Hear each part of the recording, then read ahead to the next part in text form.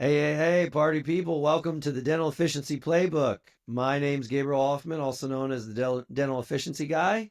And we're joined tonight by Dr. Len Tau. Len, welcome. Uh, I am so glad to have you. For those of you that don't know, Len has been recognized for 8 consecutive years as one of the top leaders in dental consulting by Dentistry Today. Leonard F. Tau, DMD, known to many as Len, has devoted his entire career to revolutionizing dentistry for both patients and practitioners. The celebrated author of Raving Patients in 2020 and 100 plus tips to 100 5-star reviews in 100 days in 2022, Len transitioned from clinical practice in December of 2022 after more than 2 decades to focus entirely on helping practices unlock their revenue potential. During his distinguished career, Len owned and operated the Pennsylvania Center for Dental Excellence in Philadelphia, transforming it into premier destination for outstanding patient care and innovative dental solutions after purchasing it in 2007. While practicing, he made waves as a part-time consultant, empowering thousands of dentists with impactful reputation marketing strategies. As the leader of the dental division at BirdEye, a reputation marketing platform trusted by over 10,000 dentists, Len has been at the forefront of helping practices amplify their online presence and credibility. From hosting the widely popular Raving Patients podcast to delivering actionable insights through his books and lectures, Len has cemented his status as a thought leader in reputation marketing. His electrifying talks captivate audiences worldwide, focusing on reputation marketing, internet marketing, social media, sales techniques, and case acceptance to elevate dental practices' visibility, profitability, and patient satisfaction. Len also hosts the annual Supercharge Your Dental Practice Conference in South Florida, a can't-miss event combining business mastery with marketing brilliance to help dentists achieve unparalleled success. Hopefully, I will be able to talk better tonight. Len, I am so excited to have you on the Dental Efficiency Playbook. Thanks for having me. I appreciate it, Gabriel. Can we get started? Obviously, you lead the dental division of BirdEye. Can you tell me why is a strong online presence full of reviews the best aspect or best form of marketing for dentists and groups for that matter? So when somebody is looking for a dentist, they're either asking a friend, they're going to their insurance company's directory looking there for the dentist, or they're just doing a Google search. Those are really the main ways that a potential patient finds a dentist. And a lot of times they're looking online and typing in dentist in their town or cosmetic dentist or a specific service they're looking for. And one of the major ranking factors on Google, we're talking about on the maps, which is above the organic listings. So any local search will bring up the maps. One of the first things they see is someone's reviews. Or your practice's reviews. So it's one of the many ranking factors for Google. And thus, again, it builds trust and credibility with somebody who's looking for a dentist. So that's one of the main reasons why you want to put your best foot forward and have the reviews very visible to someone who is looking for you or looking for a dentist, because if you have the reviews, you have a good chance of converting them into a potential patient. Once they get into the office, you obviously have to sell them to complete the sales process and have them buy from you. So the entire process starts when someone's doing a Google search and looking at your Google business listing. You need to have a ton of reviews on there to really capture their attention.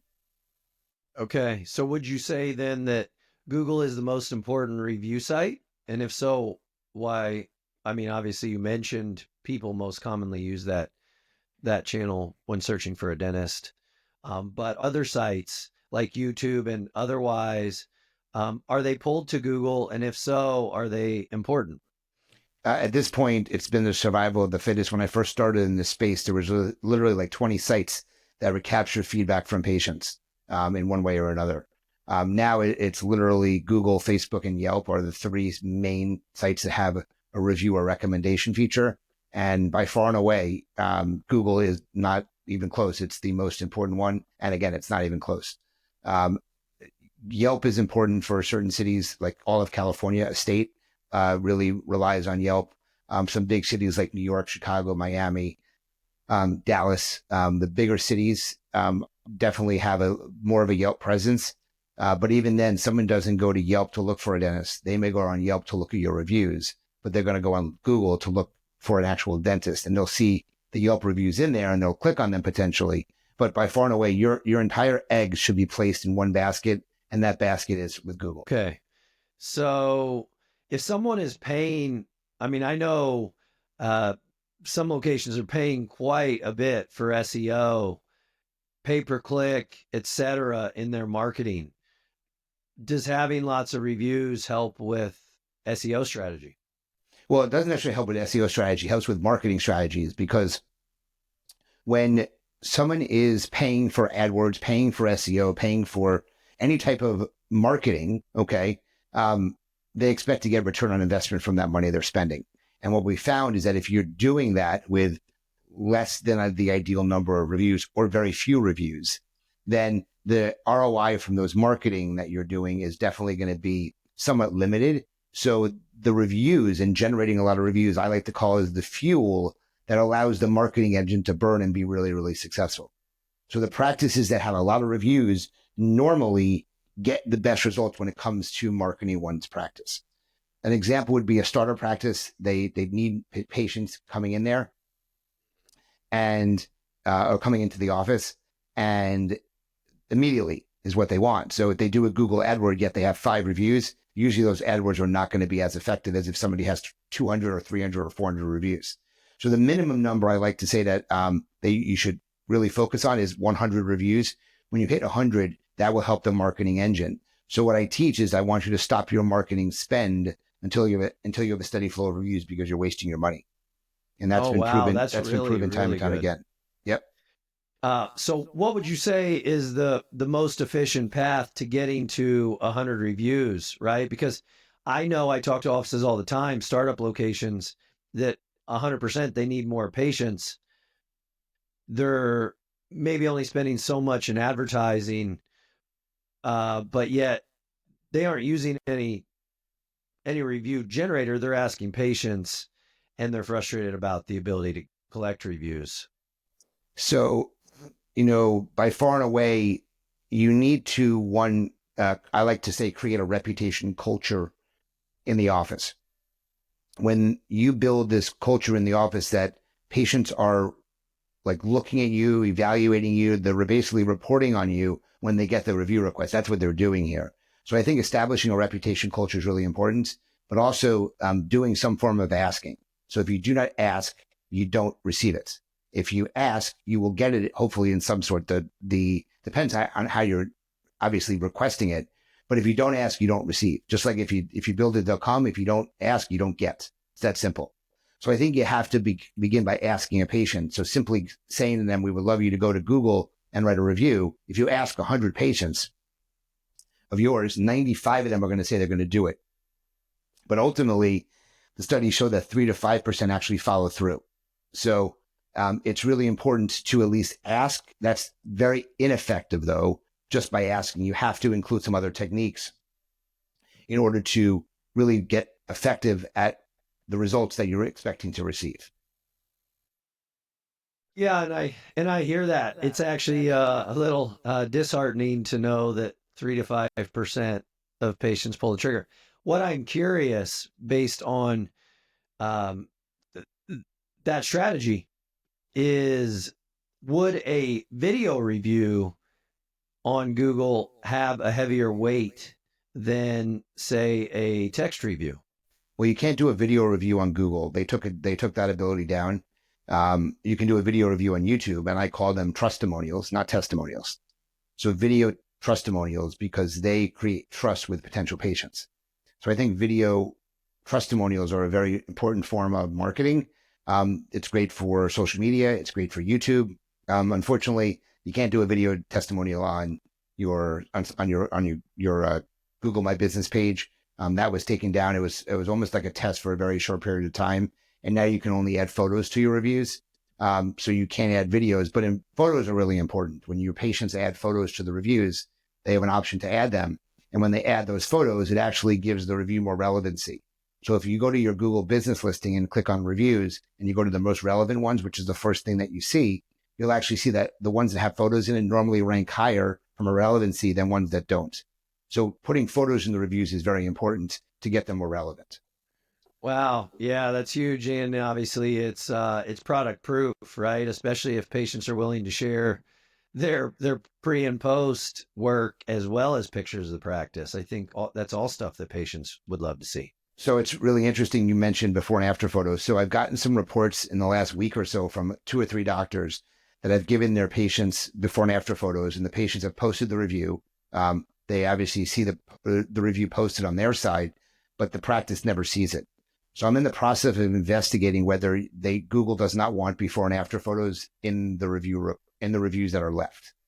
So they like photos, but they don't necessarily want before and after photos. But I'm still investigating that. That's to be determined. I literally got a call on Monday from somebody who was having that problem, and then last week from another dentist who was having that problem as well, as they gave the photos, and the review didn't post.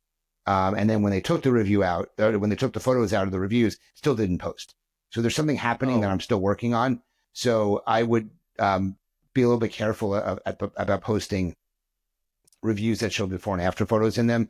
Similar to Facebook does not allow advertising in before and after photos. They will not approve those because they think it's not guaranteed to have the same results. There's potential issues related to that. So they don't want before and afters in ads anymore as well on Facebook. So I'm not surprised, but I'm still investigating that, as I said. Okay.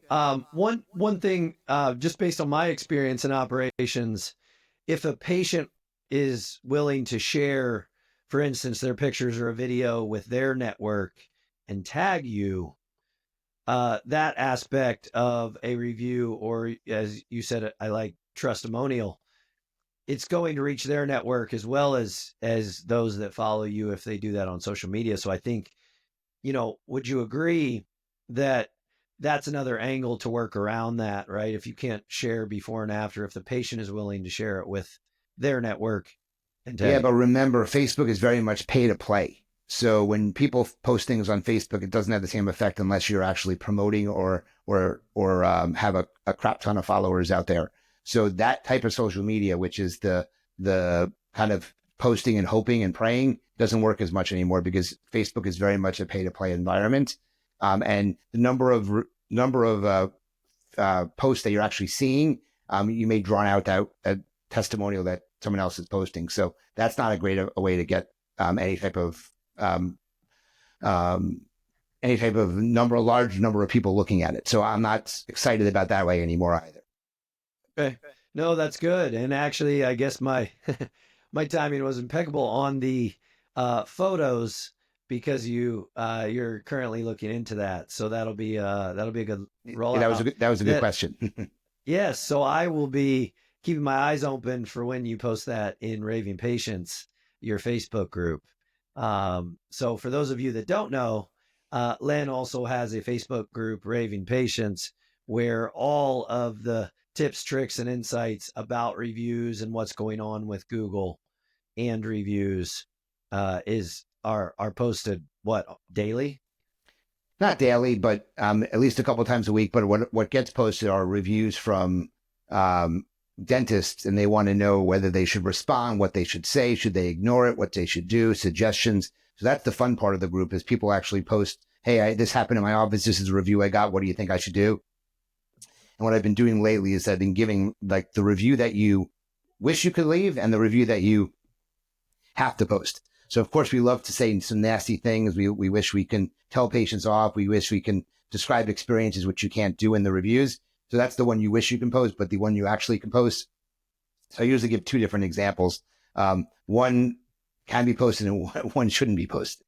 You mean your response to a review? Yeah, correct. The response to the review. Correct. Yeah, I do know from a past life that obviously responding to all reviews, not just bad ones, is extremely important in strategy as well, to show that the appreciation and keep it PC in your approach. But I would be But careful. I would be careful when responding to a negative review. They're going to be, the patients are already mad. You don't want to make them any madder. You don't want to start a war of words online. So if you think the patient is crazy who left the review, you may want to try to contact them ahead of time or before you start posting something online, because you don't really want to start a war of words online. And so yeah, just keep that's that in really good. mind. If you don't want to poke the bear too many times, and I have instances all over that I show at my seminar showing where practices were a little bit wrong in the way they responded, and it caused the review to go from a simple line to like a novel. So just be careful. I want to warn practices not to necessarily post online. I would first reach out to the patient and try to correct the issue that they're complaining about. Okay. No, that's really good. And I think that's an area, as you said, you talk about in your conference. I know that's an area of discomfort for quite a few locations.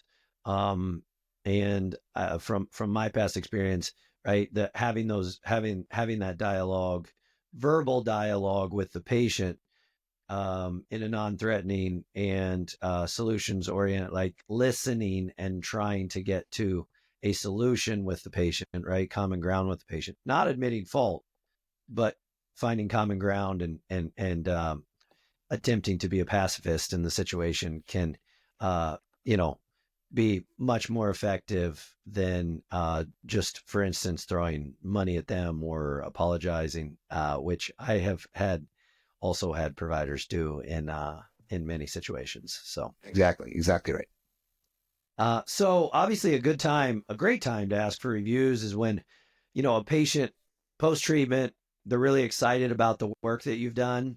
They're telling the team how excited they are. Do you have a seamless technique for that situation?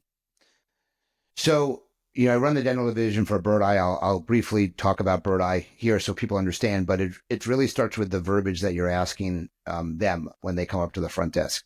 So what I like the practice to do is, the first thing when the person comes up to the front desk is should not be, give me your money. It should be, how was your visit today? And when they respond positively, oh, it was great. You want to hear things like, oh, it was painless. It was much easier than I thought. It was, so much better than I've experienced before. You then want to say, something to the extent of, thank you so much. We're glad you had a great experience.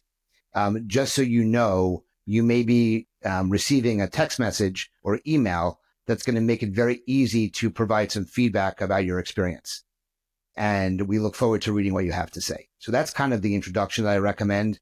And then for some practices, I find it really good. So what you tell them is that every single morning you have a huddle where you celebrate your 5-star reviews. Now, you may not even have this huddle, but when you tell the patient that you do and that you want to celebrate their 5-star reviews, which means you're going to read it as well, the patients get excited and they want to do it.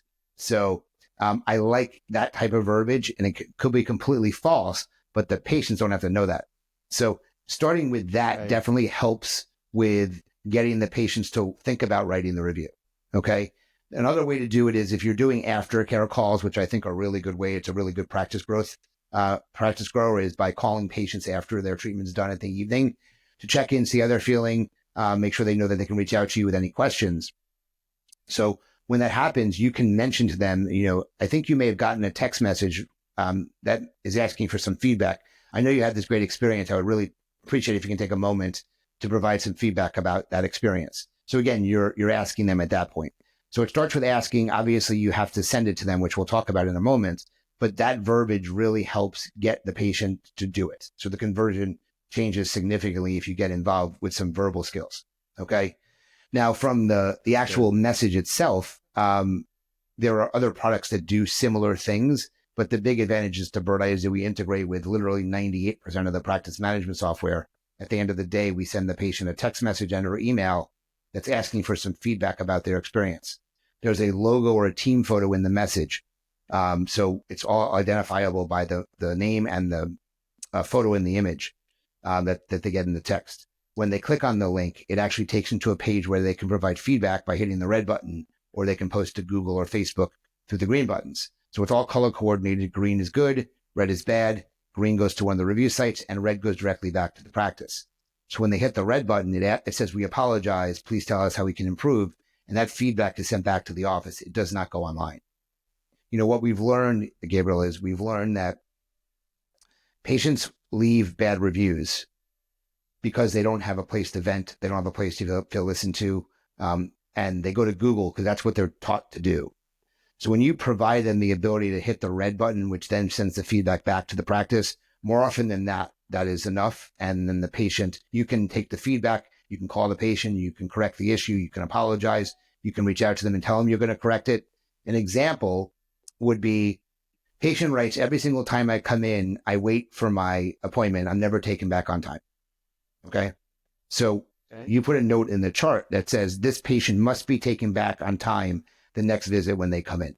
So when they come on in, they're expected to be taken back late because that's what they're used to. And when you take them back on time, they go, wow, they actually listened to what I said. And now you turned one of your critics into your biggest fans.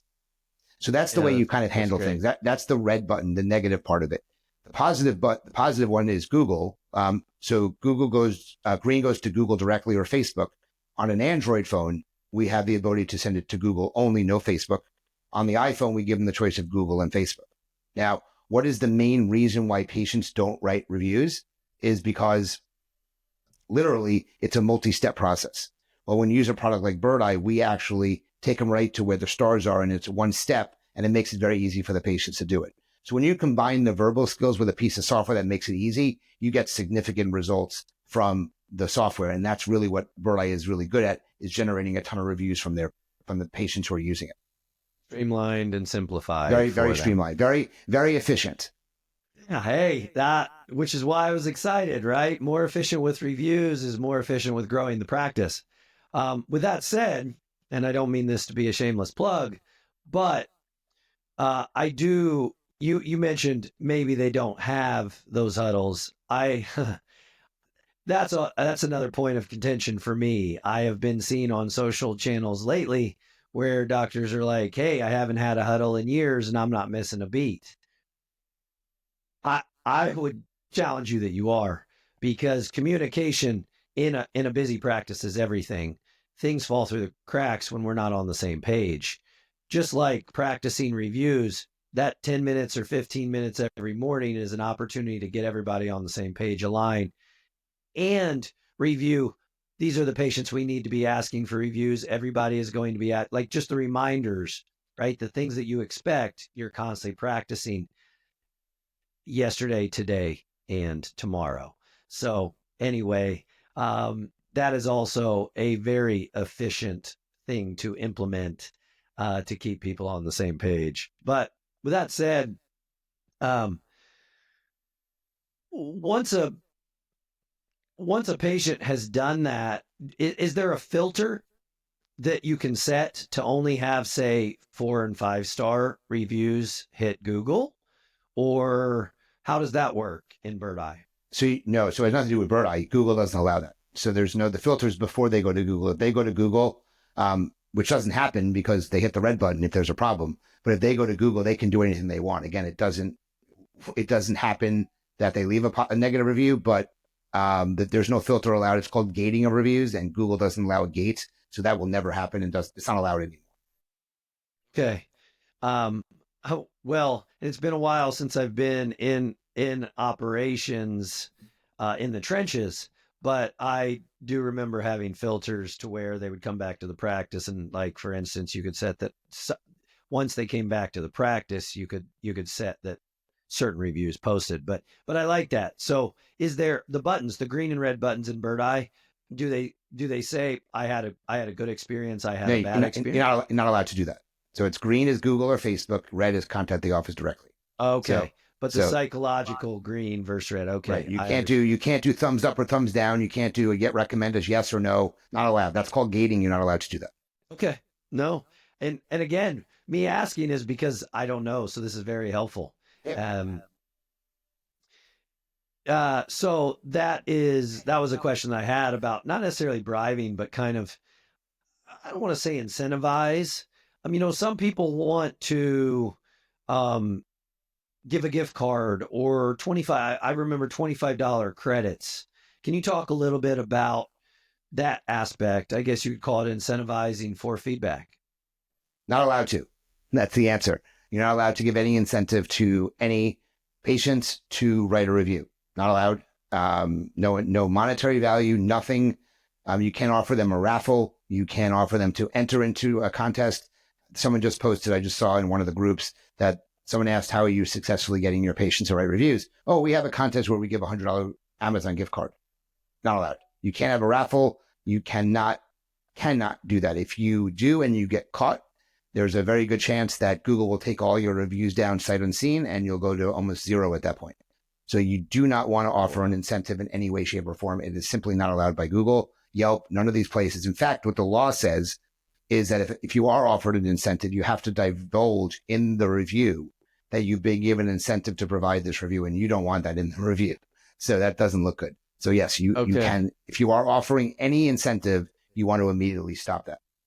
Wow, that's so good. So on the Dental Efficiency Playbook, you definitely need to hear that for those of you that are offering $25 or credits or Starbucks gift cards or anything of the sort that I see all over Facebook groups or social media groups in chat. So what I would rather you do is I would rather you offer a $25 incentive to the team member and have the team member mention to the patient about writing the review. And then if the team member can get their name mentioned in the review, that's how you incentivize the team member. Because if you look at most reviews, say the doctor and team or the team or staff, but the doctor and no team members are really ever mentioned. So if you can get that team member to have their name mentioned in that review, you knew the team member really had to have a discussion in most cases because it's rare. And once they do that, you incentivize the team member to be able to do that. Okay. Wow. Yeah, I like that. We actually did that in my group in Philly, incentivized our team members in a startup practice, right? There's so many things to think about that with reviews being so important to practice building, it brings it top of mind with that financial incentive. No matter how small it is, it's still more than other processes. So that's key. Stepping back for a second, you had mentioned a great strategy is aftercare calls. Len, who do you suggest does those? Who do I suggest does it? I want the doctor to do it, but a lot of times they don't want to, or they're too busy. I 100% recommend the doctor does it. One of the things that I liked was I was working with a company called Dental Intelligence, and they have bought a company called Modento. It's now called Dental Intel Engage. And one of the features of Engage I liked a lot was they had something called voicemail drops. And what I started to do, because I did get too busy, is I would record my voice. I would record a message. Hi, it's Dr. Tau. You were recently in the office today and had a procedure done. I'm checking to see if you're feeling okay. Here is my cell phone number if you have any questions. Otherwise, we're in the office if you have any questions. You record that on your phone. You put it into Engage, and you set it for voicemail drops. It shows up as a missed call on the patient's phone, and it drops that voicemail into their voicemail. So the patient thinks they called you, you called them, but you actually didn't call them. So it was done automatically. So that is a little key feature I used towards the later part of my career when I was actually busy and too busy and I didn't have time to do it. That's nice. And I actually love that in my mind, right? That the doctor doing it, it's just that additional touch, right? It's that care call by the doctor is going above and beyond and will separate you from, the other 5 offices down the street that has their assistant or hygienist or somebody, a team member calling. So 100% agree. Yeah. Differentiation. So we talked a little bit about it, but because it's so top of mind, it seems like if someone gets a bad review, I know you talk a lot about it in Raving Patients, but what would be your simple strategy to responding when someone gets a 1-star review with an angry patient? Well, I wouldn't respond right away. I would, you're going to be annoyed. It's going to piss you off when a patient writes a bad review. So the first thing I always like to teach is that you want to relax, calm down, take a deep breath, and not respond in any way, shape, or form that can hurt you long term. I actually prefer that you don't respond right away. Like I said, I prefer you, if you know who the patient is, to reach out to them and attempt to fix the problem. So that if you attempt to fix the problem or you do fix the problem, the patient in many ways may actually take the review down at that point and you have nothing to worry about. Or they may change the review to a 5-star review. And that happened multiple times to me. If you do respond, you always want to say you're sorry, even if you're not. And there's going to be times that you're not sorry you got the bad review, such as when you fire a patient. So if you've ever thrown a patient out of the office, fired them, that is one of the best feelings that you'll ever have. And a lot of times those are the types of patients that are going to go home and write the bad review about you. But if you do say you're sorry, remember who you're responding to. You're responding to the person reading the review, not to the person who wrote the review. Because in most cases, the person who wrote the review is not going to come back into the practice. And if they do want to come back after they wrote a 1-star review, my rule of thumb is they must take that review down. And if they don't take that review down, then they can't come back into the practice. And okay. Wow. Yeah, that's good. I think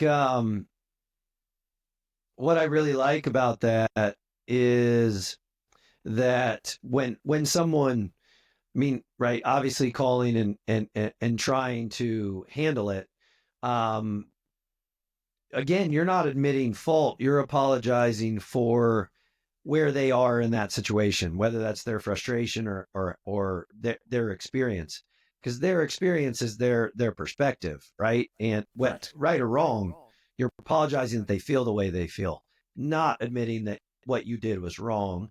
And then again, that's where I always coach to focus on the solution, right? To ask the question, right? How, I I value you as a patient. How can we move past this? With the caveat that 80-20 rule applies to every practice or every business. And sometimes you have to say, hey, I think it's a good opportunity for you to find a new dental home that's a better fit for you.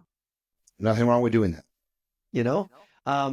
And again, the cheapest way, I there's a caveat there because obviously it's less expensive to keep a patient than to bring in a new patient.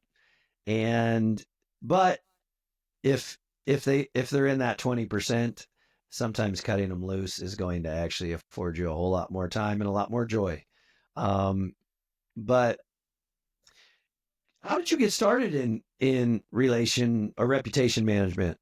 I realized that the power of reviews were for my business. When I was practicing dentistry, a lot of patients came in, and when I asked them how they found me, they said, well, you have these great reviews. And that was in the very early 2009, 10, 11, when reviews were not as powerful as they are now. But a light went off, and there was really no easy way for patients to write reviews back then.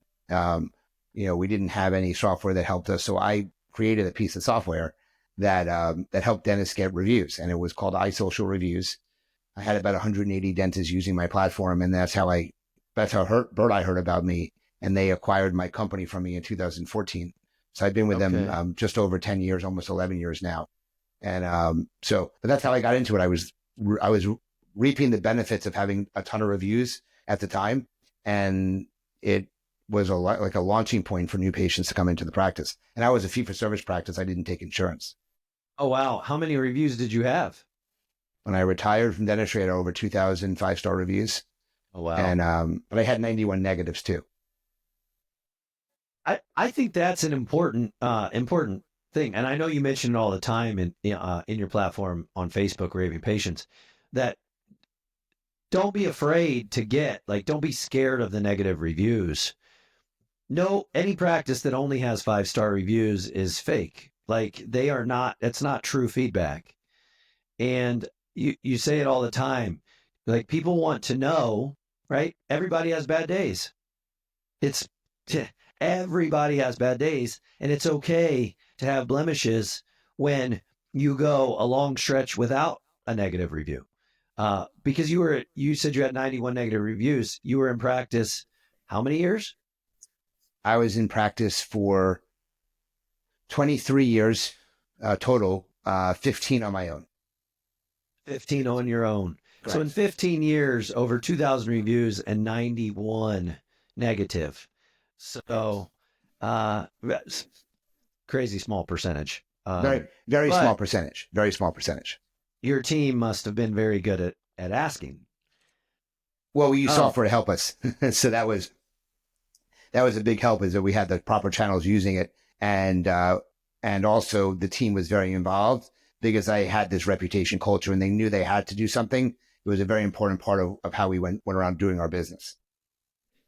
great. It was the expectation. So I bet you guys talked about it a whole lot, right? Oh, every day we celebrated our 5-star reviews. We talked about the negatives. We talked about how we can do things better. Look, I got reviews that were bad because I spoke out and I opened my mouth to patients. You know, most of the bad reviews weren't about my dentistry. They were about issues that the patient had with my policies. We didn't run late. It was about money. So again, and a lot of it was me and my filter, and what was not a filter, I should say. And a lot of times I spoke out to a patient I shouldn't have. And I earned some of those reviews because I shouldn't have said what I said. And so it was a learning experience for me in a lot of ways. Yeah, that's so good. I mean, the number of like not only do you have the wins that you can celebrate, right? How did we perform patient care? How did we treat our patients? But then you have the coaching opportunities with the whole team in a unified situation. You're talking about it's not one person.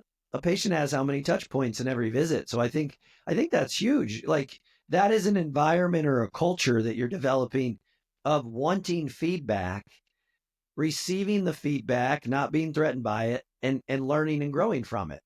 Yep. Right? Just says a lot about the direction that you're taking your practice. When like we strive to exceed patients' expectations to get a 5-star review. Agreed. So it's so good. Uh, do you have a new book coming? I know you obviously have written 2 books, but can you tell me a little bit about where you're at as an author, Len? So I'm in the process of putting together the third book in an outline form, or at least a form that I can potentially think or use when we're going to do it.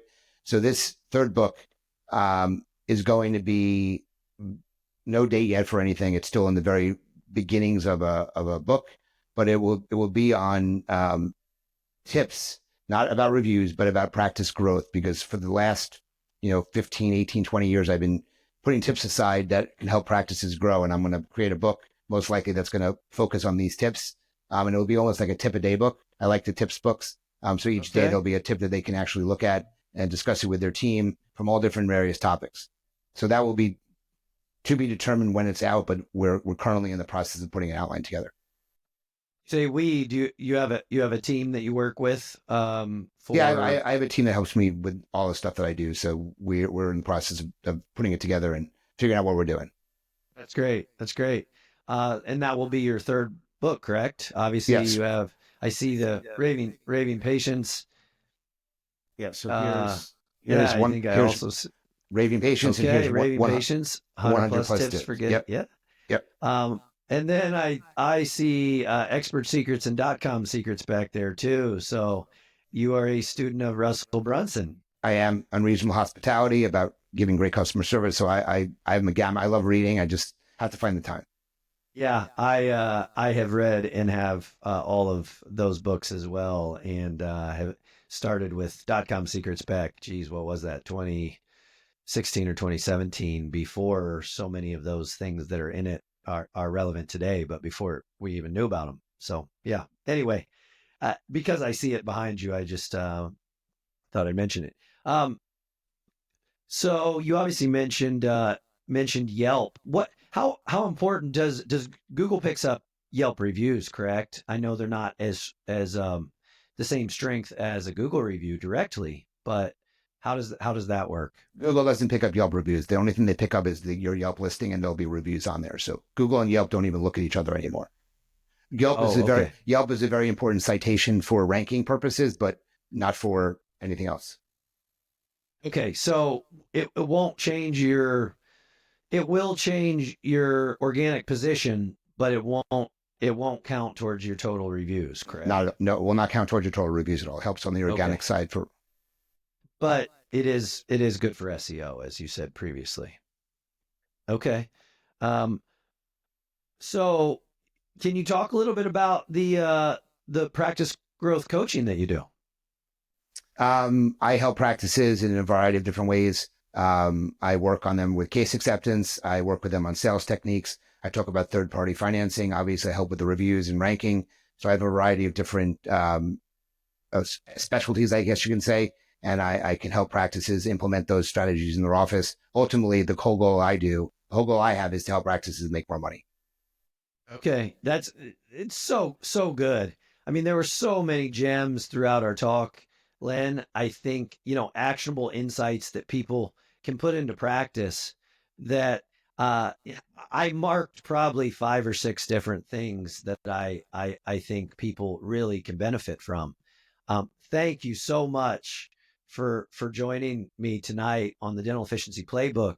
And obviously, reviews, right? People seeing your reviews, organic position, organic improvement in SEO.